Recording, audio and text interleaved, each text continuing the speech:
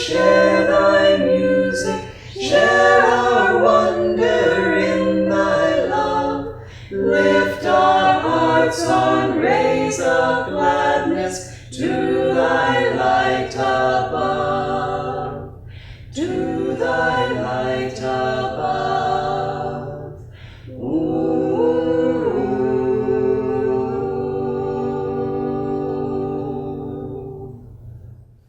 I'm reading to you from Rays of the One Light, weekly commentaries on the Bible and the Bhagavad Gita.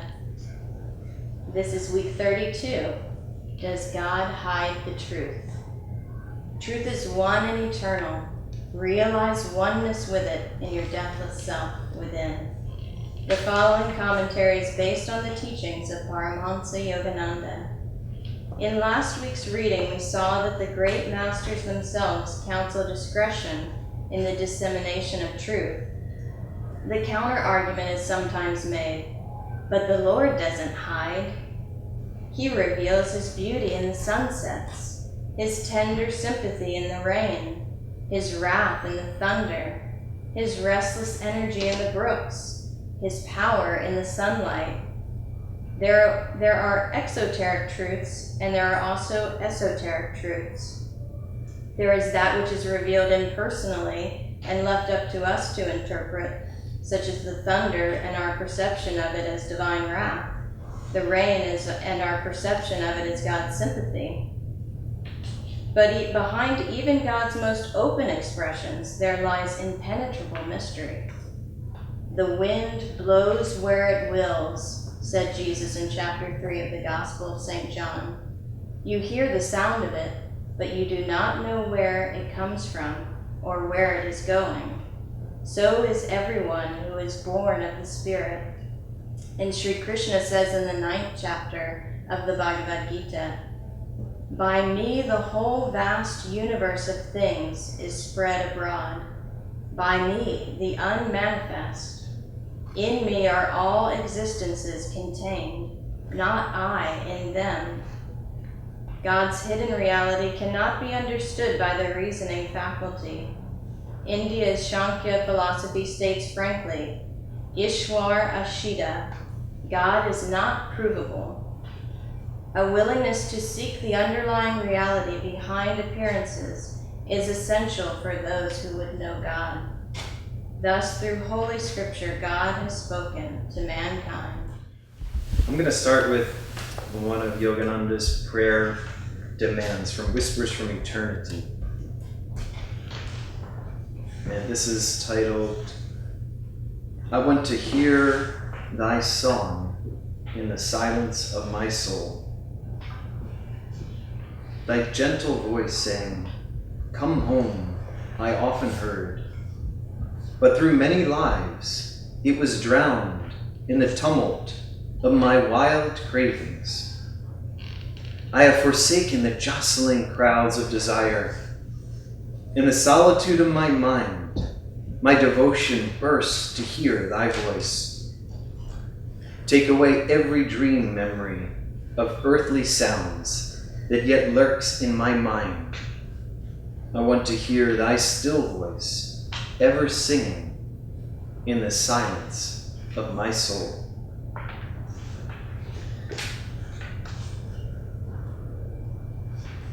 This morning I had a mundane errand to run.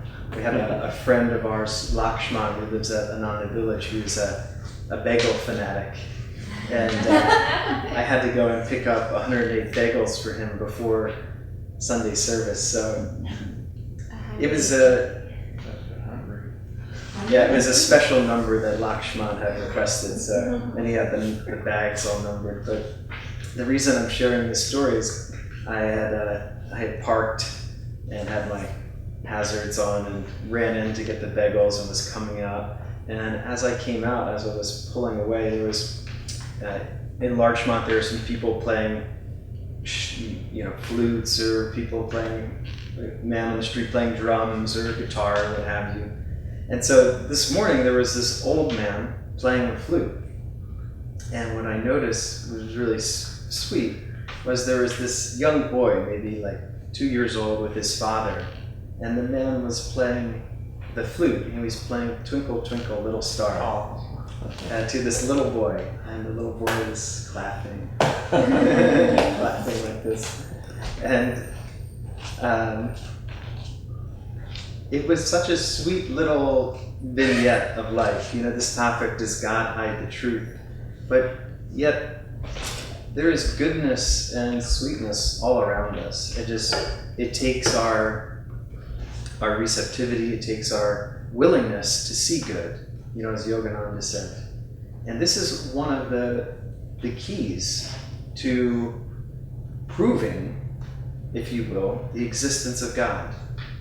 That by the very kindness with our own heart, when we reach out to other people in this way, we have a harmonic resonance. Because, like this affirmation Dharma Devi was sharing, our sense of self expands. From the little self, the ego, which we're then expanding into our great soul self everywhere. And it's confounding, isn't it? That when you look, of course, on the surface and we read the papers, we don't have to go far, to drive in Los Angeles just to see all of the appearing chaos, the wild cravings like Yogananda was talking about, and this prayer demand. And yet, if we take that time to connect with people on a heart-to-heart level, I've always loved that chant of Yogananda's, "In the land beyond my dreams," and where he says, heart-to-heart meeting, spirit and soul greeting. Of course, this is the connection of our soul with God. And how does that come? It comes through meditation. It's not enough, of course, for us to read and even our satsangs, which are inspiring. We must run the experiment for ourselves. And that experiment, the great masters are saying, is turn within. That this outward world, which seems so real, is illusory. That it's God's Maya. And of course, it's not a Maya, it's not a dream to us. Like God says, well, it's his dream, but he's given reality to the dream, and we're suffering because we've gotten caught in the dream. But just like Yogananda said, when you wake up, if you've had a dream, and you wake up from that dream, one of the greatest lessons, he said, from dreams is you think, oh, I was just dreaming. It wasn't that serious. It was just a dream. He said, you take that same attitude with the dramas and dreams in what you think are your quote-unquote real life as well. To take that same attitude. But again, I want to come back to this point of how do we, of course, meditation, turning within, feeling God's presence, but then how long are we meditating? Maybe an hour a day, 2 hours, maybe if we're very gung-ho and enthusiastic about meditation more. But what about the other 20-some hours of our day? Practicing kindness is this wonderful way. That's why just this little scene of this man playing flute for this little boy, it so touched my heart this morning. And I thought, I was at a car wash here right down the street the other week, and this woman had a beautiful turquoise pendant on. And I've always remembered Swamiji. He unfailingly, if he saw something beautiful, if he saw an uplifting piece of art or a beautiful quality in a person, he would comment on that. He would not hesitate. He would express himself in that way. And so I was reminded of Swamiji when I saw this woman's beautiful turquoise pendant. And I said, wow, how beautiful. What a beautiful pendant that is. And she just, her whole demeanor changed. And we just had this, just this simple exchange. And she said, oh, I got it at the flea market, for $5. Wow. I thought, oh, that's beautiful. And I had this similar kind of exchange with Swami when I was went up to a satsang and I was wearing this shirt I had got from Target that had flowers on it. And I was going up for Swamiji's blessings, and I thought he would share some kind of wisdom with me or some kind of counsel or something. And the first thing he said was, "What a beautiful shirt." And I said, "Yes, sir, I love it. It's one of my favorites. I got it for $15 at Target." But it was just that sweetness. This is one of the ways that we can expand into our great soul self, to practice kindness. God, it's especially in Los Angeles, right, where everyone's fuse can seem to run short, especially if you are not on the gas when the light turns green, right? You're getting a reminder honk. So, but God needs our emissaries like you that practice His presence. And Yogananda said, yes, the highest practicing the presence of God is to meditate, practicing Kriya Yoga techniques like this that help you to commune with God, to feel God's presence. This is what the reading was talking about, that God is not provable. Well, wait a minute, how is God not provable? Yogananda says in Autobiography of a Yogi, he's talking about the science of Kriya Yoga. His very first lecture was called The Science of Religion. He's talking about that God can be proved, but God cannot be proved through the senses. And this is why one of our friends who's a devotee and a deep meditator and very devoted to her spiritual life, her son was getting into like a little bit of an argument, a debate with her about, he was saying to her, you practice, this is a religion you practice. And she was saying, well, no, to me it's not a religion, it's spirituality because it's based on my experience. And they had this sort of, back and forth, and it went nowhere, because she was coming from her own inner experience and he did not share that experience. And so you can't convince anyone through the intellect that God's existence is a reality. That's something that we can only feel in the heart-to-heart meeting. And that's why the great masters, they come as great reflections, that we feel their presence, that we feel God's presence through them.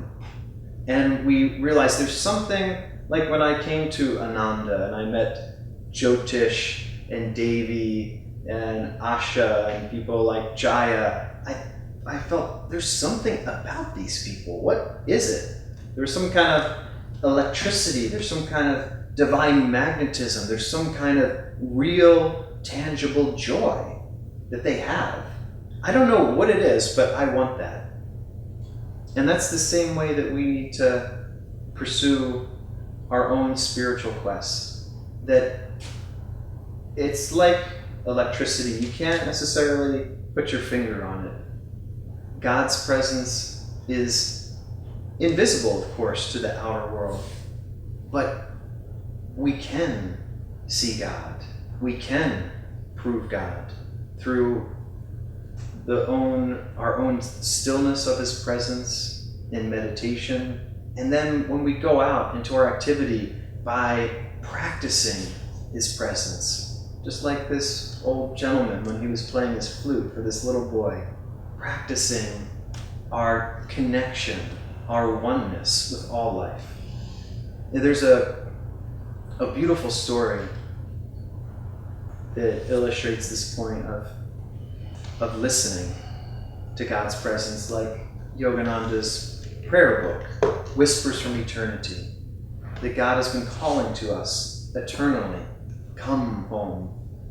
God is very sorry for the pickle that He's put us in, but He's constantly drawing us back.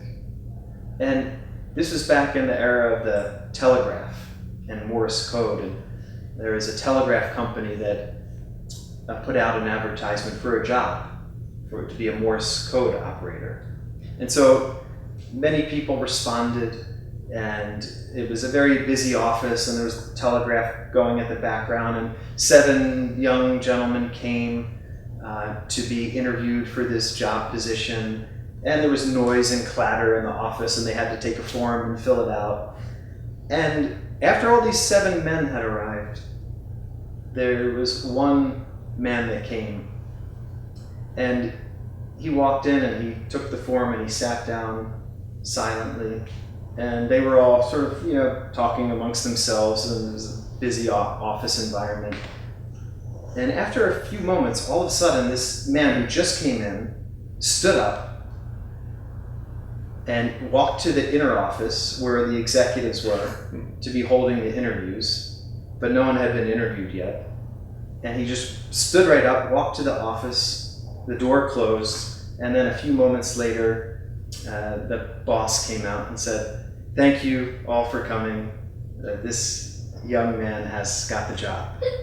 And they were all up in arms. They said, well, one man stood up and he was disgruntled and said, "Well, we've all been waiting here. We were first. We didn't get a chance to go in for the interview. Why has this man been chosen over us?" And the executive said, "Well, if you were listening, all the while the telegraph was putting out Morse code. If you can understand this message, come into the inner room. The job is yours." And none of those men could hear that message. So it is with us, of course. We get so caught up in the outer hustle and bustle. Meditate, meditate, meditate. Take the time to listen and not just practice techniques, but to feel God's presence, to commune with Him. And then you'll know, as Yogananda said, that He is the nearest of the near, the dearest of the dear. He's like your father, your mother, your friend, your beloved, wrapped up into like a starburst, beautiful treat all in one. I'd like to close with this selection from Yogananda's poem.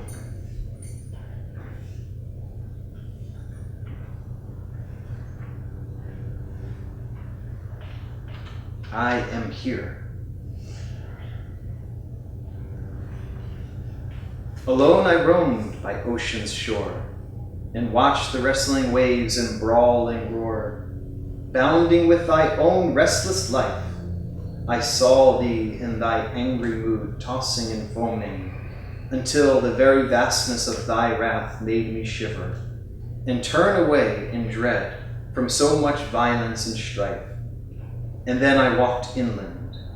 A kindly spreading sentinel tree waved friendly arms to comfort me, consoling me with gentler look sublime. Its leaves and branches swayed in tender lullaby rhyme, conveying a message that I knew was thine. Above me high, I saw the gaugeless mystic sky, and childlike in dim valleys, I sought to pry out thy secrets and to play with thee. In vain, alas, did I seek thee hiding there, cloud-robed, foam-sprayed, leaf-garlanded, too elusive for mortal eyes to see or ears to hear. And yet I knew thou wert always near, as if playing hide and seek with me, receding each time when I almost touched thee. I groped for thee in the maddeningly complex folds of dark ignorance, as old as time itself is old. At last I ceased my search, almost in despair. What hope had I of finding thee, thou royal sly eluder? Thou art, I know, everywhere, yet thou seemest nowhere, lost in the unplumbed space, where none may clasp thee or behold thy face. Yes, despairing, I ceased my fruitless search, turned huffily away from thee. My ploy was unsuccessful. Still no answer from the wrathful sea, and only whispers from the friendly tree. Naught but silence from the limitless blue sky, silence from valleys low, and mountains high. Like a hurt child, within the depths of me I hid and sulked, no longer seeking thee. And then lo, suddenly, unheralded, an unseen hand snatched from my eyes that all black band, which had blinded me so long with fold on fold. No longer weary, but filled with strength untold, I stood and gazed again. A laughing sea instead of wrathful roars, a gay, glad world with mystically opening doors, with only mists of dreams between. Someone beside me stood unseen and whispered to me calm and clear, "Hello, playmate, I am here."